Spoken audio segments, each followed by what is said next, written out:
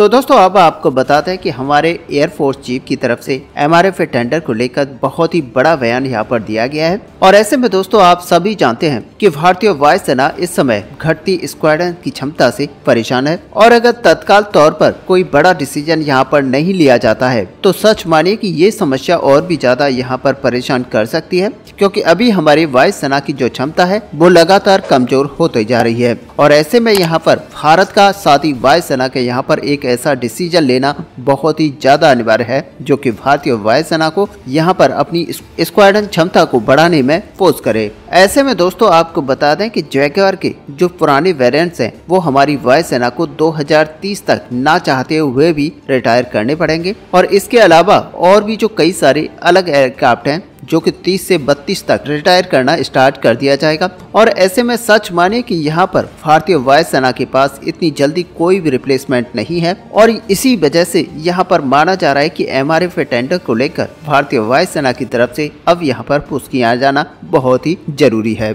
सबसे बड़ी बात यहाँ पर यह है कि हमारी वायुसेना उस तरह की कैपेबिलिटी नहीं रख पाएगी जबकि यहाँ पर टू फ्रंट वार को देखते हुए सिचुएशंस बनी हुई है। और इसी बात को एड्रेस करते हुए वायुसेना प्रमुख की तरफ से कुछ महत्वपूर्ण बातों को यहाँ पर बताया गया है। असल में आपको बता दें कि भारतीय वायुसेना प्रमुख की तरफ से ये कहा गया है कि हम इस समय भारतीय वायुसेना की जरूरतों को समझते हैं और हमारे लिए एडवांस कॉम्बैट एयरक्राफ्ट बहुत ही ज्यादा इम्पोर्टेंट प्रोग्राम है। लेकिन दोस्तों हम सभी जानते हैं कि इस एयरक्राफ्ट को बनाने में काफी टाइम लगने वाला है और इसके लिए हम सभी जो MRF प्रोग्राम है इस पर अपना ध्यान केंद्रित कर रहे हैं। ऐसे में भारतीय वायुसेना प्रमुख की तरफ से ये भी कहना है कि हमें अच्छे से पता है कि एडवांस मीडियम कॉम्बैट एयरक्राफ्ट इसको निसंदेह यहाँ पर फास्ट टैग किया जाएगा, लेकिन अभी भारतीय वायुसेना में शामिल होने में इसे काफी टाइम लगने वाला है। ऐसे में दोस्तों आपको पता है कि हमारे जो नेबर्स हैं वो फ्रेंडली नेचर के नहीं हैं और यहाँ पर पाकिस्तान और चीन को अगर देख लिया जाए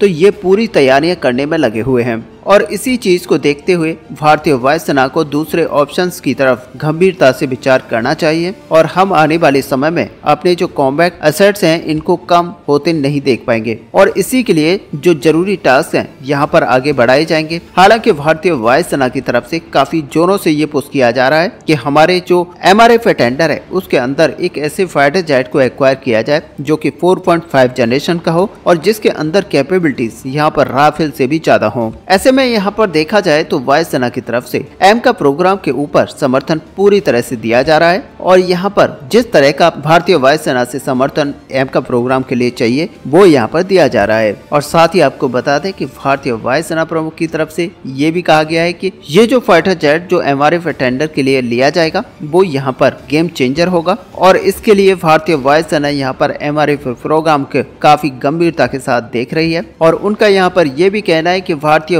वायुसेना अपनी स्क्वाड्रन क्षमता को बढ़ाए रखने के लिए, नंबर्स को मेंटेन करने के लिए 114 की संख्या में जो कटिंग एज फाइटर जेट अपने बेड़े के अंदर इंडक्ट करना चाहती है। और ऐसे में आप देख सकते हैं कि इनको आने के बाद में जो गैप था वो यहाँ पर फिलअप हो जाएगा। और ये दोस्तों यहाँ पर देखा जा रहा है एमका को लेकर, जब हमारा एमका वायुसेना के अंदर इंडक्ट किया जाएगा और साथ में अभी जो गैप बना हुआ है उसको फिल करने के लिए इस तरह के फाइटर जेट को एक्वायर करने की बात कही जा रही है। वैसे दोस्तों हम काफी लंबे समय से देख रहे हैं कि MRF जो टेंडर है वो पूरी तरह से लटका हुआ है। इस पर बात तो बहुत लंबे समय से की जा रही है, लेकिन इसके तहत कोई ऐसी निष्कर्ष नहीं निकाला जा सका जिसको देखते हुए बनता हो कि यहाँ पर अब MRF टेंडर कंप्लीट होने के कगार पर आ चुका है। लेकिन दोस्तों अभी भी MRF टेंडर वहीं के वहीं फंसा हुआ है और इस वजह से हमारी वायुसेना की तरफ से ये चिंताएं जताई जा रही है कि जो अभी गैप बना हुआ है उसको यहाँ पर फिल किस तरीके से किया जाए। हालांकि वायुसेना की तरफ से अब क्लियर किया गया है कि हमें बहुत ही जल्द आशा है कि जो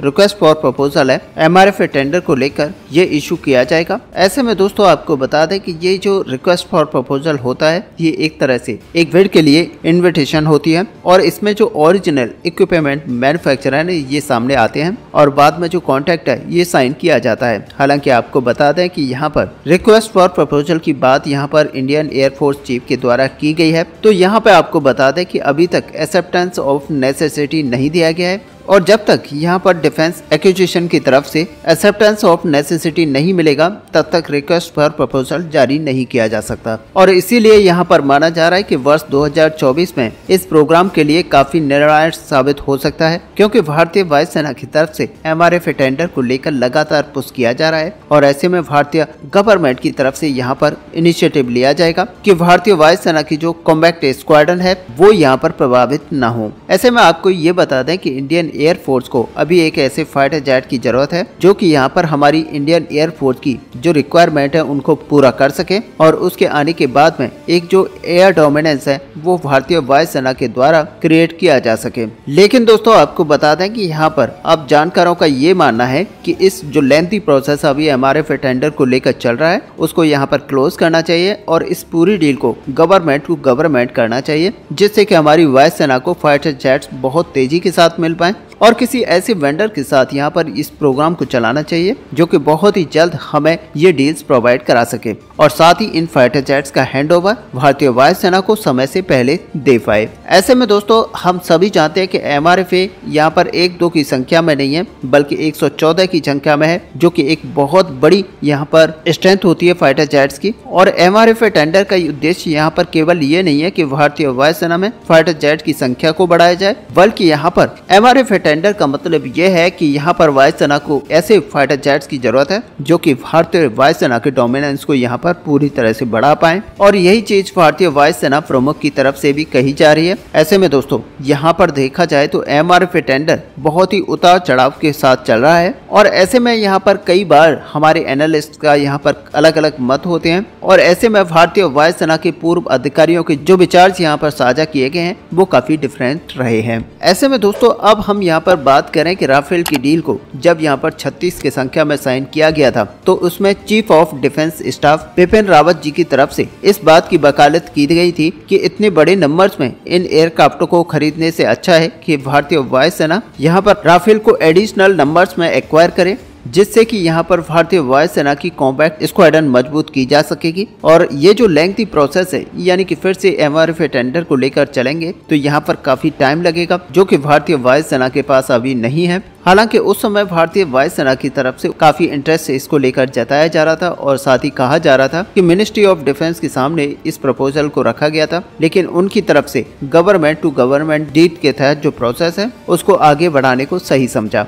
उसके बाद में यहाँ पर रिक्वेस्ट ऑफ इंफॉर्मेशन है यानी कि MRF टेंडर को लेकर ये इशू की गई थी 2019 के अंदर, और वर्ष 2019 से आज वर्ष 2024 चल रहा है, हमें कोई भी मेजर डेवलपमेंट इस पूरे प्रोसेस को लेकर नहीं मिला है। हालांकि यहाँ पर कई सारे हमारे जो पूर्व एयरफोर्स के अधिकारी हैं, साथ ही यहाँ पर जो कई सारे जानने वाले हैं, कई सारे जानकार हैं, उनकी तरफ से ये इंटरेस्ट जताया गया था कि MRF टेंडर जो कि बहुत ही डिले चल रहा है और इसको अभी देखकर नहीं लगता है कि बहुत ही जल्द इसके ऊपर एक तेज गति से काम किया जा सकता है। तो उनका यहाँ पर कहना था कि अब यहाँ पर टाइम आ चुका है जब एक गवर्नमेंट टू गवर्नमेंट डील को अंजाम यहाँ पर दिया जाए, और ऐसे में राफेल जैसे फाइटर जेट या फिर कोई अन्य फाइटर जेट जो कि हमारी वायुसेना की जरूरतों को यहाँ पर पूरा करता है उसको गवर्नमेंट टू गवर्नमेंट डील के तहत एक्वायर किया जाए। ऐसे में दोस्तों आपको बता दें कि राफेल को लेकर दोनों पक्ष यानी कि भारत और फ्रांस दोनों तरफ काफी हलचल देखने को मिली है। एक तरफ जहां भारत ये चाहता है कि MRF के अंतर्गत जो एयरक्राफ्ट खरीदे जाए उनका निर्माण भारत के अंदर किया जाए,